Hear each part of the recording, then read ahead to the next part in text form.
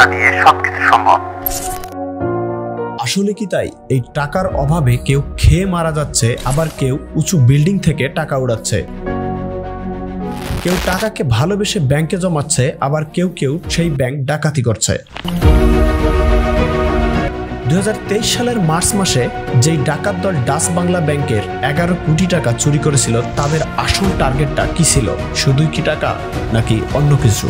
2003 সালের ইরাকের সেন্ট্রাল ব্যাংকের 920 মিলিয়ন ইউএস ডলার কিংবা 2007 সালের দার এস সালাম ব্যাংকের 282 মিলিয়ন ইউএস ডলার বা সুড়ঙ্গ অথবা মানি হাইস্ট সিনেমার ডাকাতরা এই টাকার বিনিময়ে কতটা সুখ কিনতে পেরেছিলেন?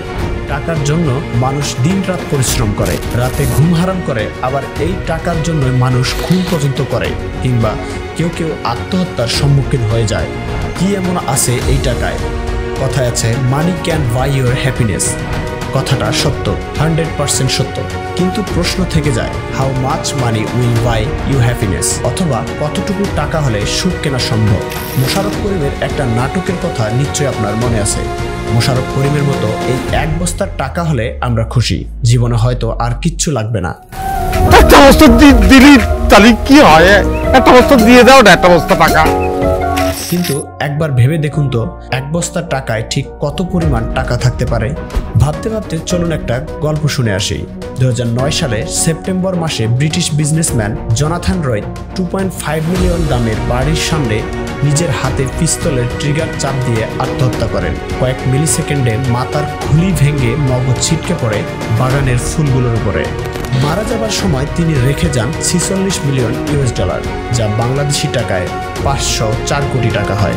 এবার বলুন, মোশাররফ করিমের ওই মাঝারি সাইজের বস্তায় 504 কোটি টাকা কি ধরবে? যদি নাই ধরে থাকে, তাহলে এত টাকা থাকা সত্ত্বেও কেন জোনাথন আত্মহত্যা করল? শুধু জোনাথন না, তার মতো হাজারো মিলিয়নারদের জীবন বিপন্ন হয়েছে। আর কত টাকা হলেই বা তাদের আত্মহত্যা থামানো যেত?